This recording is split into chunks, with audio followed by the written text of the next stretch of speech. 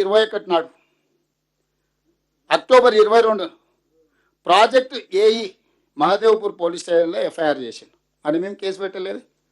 Project కుప్పకూలిపోయిందని చెప్పి FIR చేసిందే KCR government. Mahadevpur police స్టేషన్లో ఇది కుప్పకూలిందని ఫస్ట్ కేసు పెట్టింది కూడా వాళ్ళే. ఎఫ్ఐఆర్ చేసింది వాళ్ళ హయాంలోనే. మనం కూడా ఏం పోలీస్ కేసు పెట్టలే.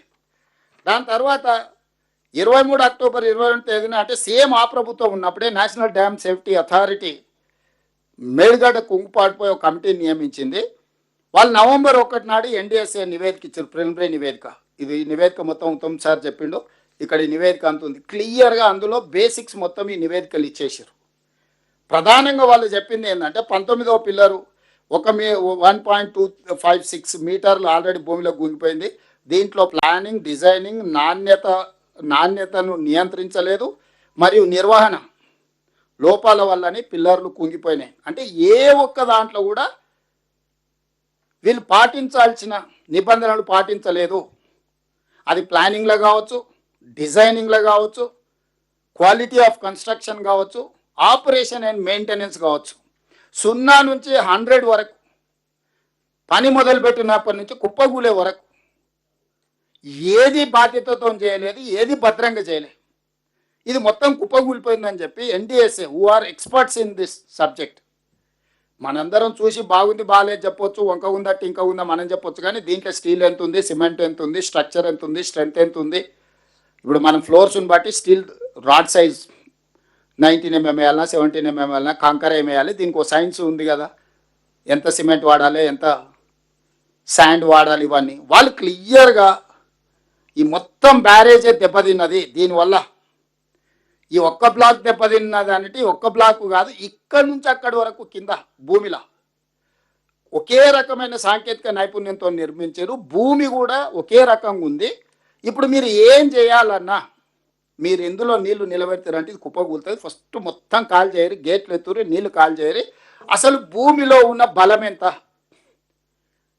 ఈ సీకెంట్ పైల్ కింద అసలు ఏముంది, మట్టి ఉందా, ఇసుక ఉందా, మెత్తగుందా, అసలు ఆల్రెడీ ఇసుక పోయి గోతి పడ్డదా, కూలడానికి సిద్ధంగా ఉందా, ఇవన్నీ ఫస్ట్ మీరు టెస్టులు చేయండి. టెస్టులు చేసినాకనే మీరు ముందుకు వెళ్ళాలి. అట్లా కాకుండా మీరు ఏది చేసినా మొత్తం అంతా కొట్టుకపోయి కిందున్న వాళ్ళంతా పోతారు, ఊర్లే కొట్టుకపోతాయని చెప్పి క్లియర్గా, క్రిస్టల్ క్లియర్గా నేషనల్ డ్యామ్ సేఫ్టీ అథారిటీ అంటే భారత ప్రభుత్వము దేశంలో ఉండే, ప్రపంచంలో ఉండే నిపుణులందరినీ ఒక దగ్గర జమ చేసి ఏర్పాటు చేసిన ప్రభుత్వ రంగ సంస్థ. కేసీఆర్ ఉన్నప్పుడే, మనం నవంబర్ 1 నాడు కేసీఆర్ ముఖ్యమంత్రి, డిసెంబర్ 7కు మన ప్రభుత్వం వచ్చింది. కేసీఆర్ ఉన్నప్పుడే ఇచ్చిండ్రు నివేదిక. ఆ నివేదికను పట్టించుకోలే, ఏది చేయలే. మనం వచ్చిన తర్వాత మనం అన్ని రకాల ప్రయత్నాలు చేసి ఎలక్షన్ టైంలో రాహుల్ గాంధీ గారు, నేను, శ్రీధర్ బాబు గారు అందరూ విజిట్ చేసి మేము రాగానే జ్యుడిషియల్ కమిషన్ వేసి ఎంక్వైరీ చేస్తాం. ఆ ఎంక్వైరీ నివేదిక ప్రకారం రిస్టోర్ చేసే దాని మీద పనిచేస్తాం. ఈ తప్పులకు కారణమైన వాళ్ళని శిక్షించడానికి ప్రభుత్వం తీసుకోవాల్సిన చర్యలు తీసుకుంటుందని సుప్రీంకోర్టు జస్టిస్ పనిచేసిన పిసి ఘోష్, మనం యాక్చువల్లీ సిట్టింగ్ జడ్జిని అడిగినాం హైకోర్టుని, మేము సిట్టింగ్ జడ్జిని స్పేర్ చేయలేము, మా దగ్గర జడ్జిలు లేరు, మీరు రిటైర్డ్ జడ్జెస్ని ఎవరినైనా కావాలంటే మేము ఇస్తామంటే పిసి ఘోష్ మనకు కమిషన్కి ఇచ్చిండ్రు. అతను ఎలాబరేట్గా అందరికి అవకాశాలు ఇచ్చి, నోటీసులు ఇచ్చి, పిలిచి, నాకు తెలిసి కోదండరామ్ సార్ కూడా వెళ్ళి డిపోజిషన్ ఇచ్చిండ్రు, చాలామంది ఎక్స్పర్ట్స్ ఇచ్చిండ్రు, చాలామంది ఆఫీసర్లు ఇచ్చిండ్రు, రిటైర్డ్ ఇంజనీర్లు ఇచ్చిండ్రు, కేసీఆర్ను, కేటీఆర్ను, ఆఫీసర్లను అందరినీ పదే పిలిచిండ్రు. హరీష్ రావు వాళ్ళకి మనం ఇచ్చిన నివేదికలను కూడా లెటర్ పెట్టి తెప్పించుకున్నాడు. అన్ని రకాలు చేసినాక ఫైనల్గా ఆయన ఇచ్చిన రిపోర్టు ఏం చెప్పిండో కూడా ఉత్తమ్ సారు ఈరోజు చెప్పిండు. సో ఇంత జరిగినాక ఈరోజు స్పష్టంగా ఎన్డీఎస్ఏ కానీ, విజిలెన్స్ అండ్ ఎన్ఫోర్స్మెంట్ కానీ, ఎనీ డిపార్ట్మెంట్, ఎక్స్పర్ట్ డిపార్ట్మెంట్, ఇప్పుడు ఉత్తమ్ కుమార్ రెడ్డి గారు చూపించిన ఏ డిపార్ట్మెంట్ కూడా as it is where it is కింద మీరు గేట్లు మూసేసి నీళ్లు నింపండి, పంపులు ఆన్ చేయండి, నీళ్ళు ఎత్తిపోయండి అని చెప్పలే. మీరు ఇవన్నీ టెస్టులు చేసే వరకు ఏది ముట్టుకున్నా జరిగే ప్రమాదంకి మీరే బాధ్యత వహించాల్సి ఉంటుంది. ఇది ప్రమాదం జరగడానికి ఎక్కువ అవకాశం. Not only Medigadda, similar technology, similar సిస్టమ్లు ఉన్నాయి, అవి కూడా కొన్ని క్రాక్స్ వచ్చినాయి. మనం వచ్చినా కూడా నీళ్లు, బుడగలు అవి వస్తే వాటిని కొంత ఏదో చేసే ప్రయత్నం చేసినాం. చివరికి వాళ్ళు ఇచ్చిన దాంతో అన్ని గేట్లు పైకి ఎత్తి పెట్టినాం. గోదావరి నుంచి వచ్చే నీళ్ళు చక్కగా కిందికి పోయేటట్టు. ఎందుకంటే ఆపితే నీళ్లు నిండితే దీని మీద బరువు పడితే భూమి లోపలికి పోతే ఉన్న బ్యారేజీలు కూలితే కింద ఉన్న భద్రాచలం వరకు కొట్టుకుపోతుంది. ఇది సింపుల్గా.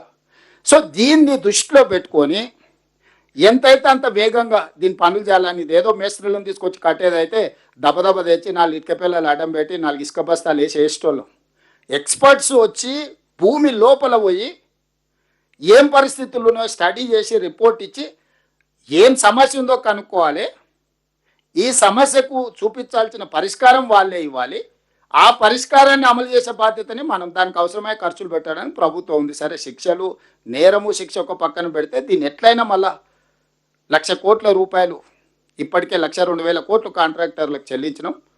దీన్ని ఎట్లయినా నిలబెట్టుకోవాలని మేము తాపత్రయపడుతున్నాం. కానీ మా తాపత్రయం అనేది కేసీఆర్ లాగానే 80,000 పుస్తకాలు చదివినామని, ఉత్తమ్ కుమార్ రెడ్డి గారు ఆర్మీలో పనిచేసినని, నేను ఊర్లో వ్యవసాయం పనిచేసి వచ్చిన మా తెలివితేటలు ప్రదర్శిస్తే ఇక అది ఏం జరుగుతుందో ఎవరు ఊహించలేరు.